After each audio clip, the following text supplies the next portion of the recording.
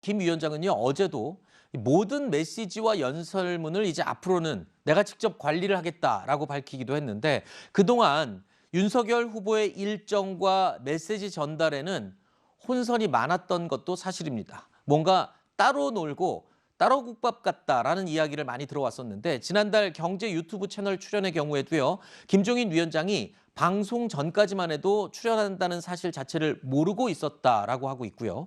또 이틀 전에 공개됐던 게임 전문 매체와의 인터뷰가 윤석열 후보가 아닌 실무자가 답변한 내용으로 방송이 됐다라는 사실이 알려지면서 후보를 패싱하고 이렇게 방송을 할 수가 있느냐, 이런 논란까지도 불거진 상태입니다.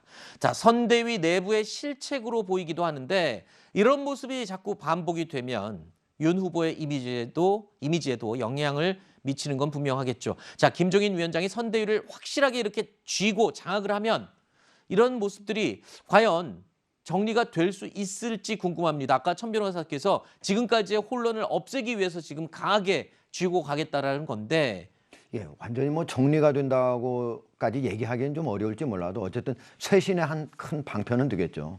그러니까 지금까지 가장 큰 문제점은 400여 명의 메모드 선대본부를 꾸린 거잖아요. 그럼에도 불구하고 각자 따로 놀기 때문에, 심지어 따로 노는 걸 떠나서 서로 막 비난하고 분란이 심했던 거 아니겠습니까? 네. 이거를 어쨌든 김종인 총괄 선대위원장이 이제 전체 그립을 잡고 시작을 하는 거고, 또 하나 이제 윤석열 후보의 말 실수가 여러 개 있었거든요. 메시지가 제대로 안 나간 거예요. 그럼 그것도 지금 챙기겠다는 거예요. 연설이라든가 메시지가 챙기겠다고 하는 얘기 아니겠습니까? 그런 것들도 이제 이루어지고 한다면은, 제가 보기에는 분란, 그리고 메시지가 선명하게 나가면서 정책이 나간다면 좀 지금처럼 급전직하로 지지율이 떨어지는 거는 좀 완화시킬 수 있지 않을까, 그렇게 봅니다. 자, 지금 말씀드리는 동안 속보가 들어왔습니다. 지금 아래 저희가 자막으로 보내드리고 있는데요. 윤석열 후보가 일정을 오늘 오전에 모두 중단하겠다고 선언한 직후에 첫 번째 메시지가 나왔습니다. 자, 내용을 말씀드리면요. 윤 후보가 신지혜 부위원장 사퇴에 대해서 이런 입장을 밝혔습니다. 기성세대에 치우친 판단은 잘못된 것이다. 그러면서요, 앞으로는 청년과 공감하는 자세로 새로 시작할 것이다 라는 입장을 밝혔습니다. 그러니까 김종인 위원장이 주도하는 선대위 이 전면 개편과 함께, 자, 지금 이번 선거에서 가장 중요한 유권자층으로 보이는 2030, 그리고 중도층, 특히 2030을 향해서 저런 메시지를 전달을 했군요. 신지혜 부위원장의 사퇴가 사실은 윤 후보 입장에서는 굉장히 쓰린 부분일 수 있을 것 같아요. 최근 2030 세대를 향해서 공을 많이 들여왔기 때문에 더더욱 그렇겠죠. 그렇습니다. 사실 신지혜 부위원장을 영입할 때도 당연히 2030의 표심을 이제 겨냥해서 영입을 했던 인사고, 그런데 윤석열 후보가 지금 낸 메시지를 실질적으로 구체화하려면 이준석 대표를 어떻게든 선대위로 잘 포섭을 하고 네. 같이 합을 맞춰가지고 선거를 치러야 될 겁니다. 네. 이준석 대표가 2030을 뭐 대표한다고까지는 할 수 없겠지만 2030 남성 표심을 상당 부분 좀 가져올 수 있는 그런 정치인이기 때문에, 네. 이런 본인들이 어떤 MZ 세대의 표심을 가져오기 위해서는 이준석 대표의 갈등을 이제 종식시켜야 된다고 네. 생각합니다. 자, 지금 윤 후보가 오늘 오전에 공식 일정을 전면 중단한다라고 선언한 이후에 첫 번째 메시지를 내놓은 것인데요. 신지혜 부위원장의 사퇴에 대해서 기성세대의 가치관이나 시각으로 판단한 것은 잘못한 것이다, 이렇게 입장을 밝혔습니다. 앞으로는 이 젊은 세대의 입장에서 더욱더 노력을 하겠다, 이런 메시지를 보냈는데 짧게 말씀해 주시죠.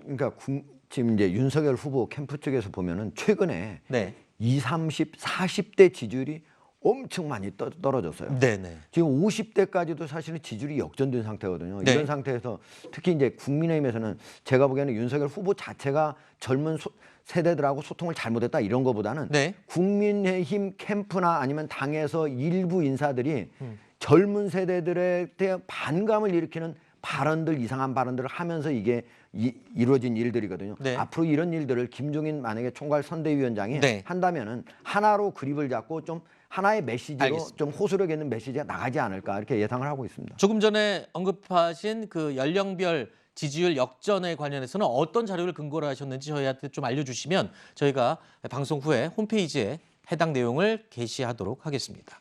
자, 이렇게 어떻게 보면 발등에 지금 불이 떨어졌다라고 표현을 해야 될까요? 윤석열 후보는요, 이틀 전 새해 첫날 올해 첫 선거대책회의를 주재하는 자리에서 정권 교체라는 단어를 13번이나 언급했습니다. 각오를 다지는 모습이었는데 그 모습 보시죠. 정권 교체라는 역사적 과업을 반드시 이루어내야 합니다. 정권 교체를 열망하는 민의를 충분히 담아내도록 더욱 노력하겠습니다. 부족한 점을 고쳐 정권 교체를 바라는 국민의 열망에 누가 되지 않도록 하겠습니다.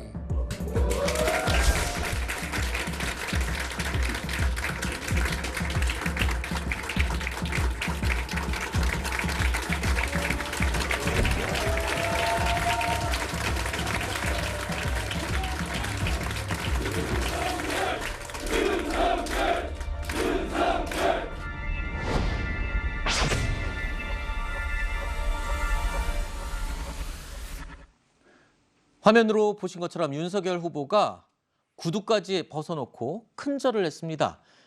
자, 이건 예정에 없던 깜짝 행동이었다고 전해지고 있는데요.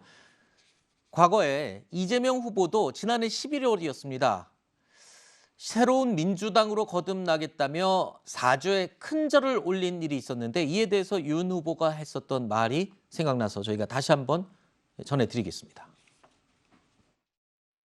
깊이 성찰하고 반성하고 앞으로는 지금까지와는 완전히 다른 변화되고 혁신된 새로운 민주당으로 거듭나겠다는 의미로 제가 사죄의 절을 한번 드리도록 하겠습니다.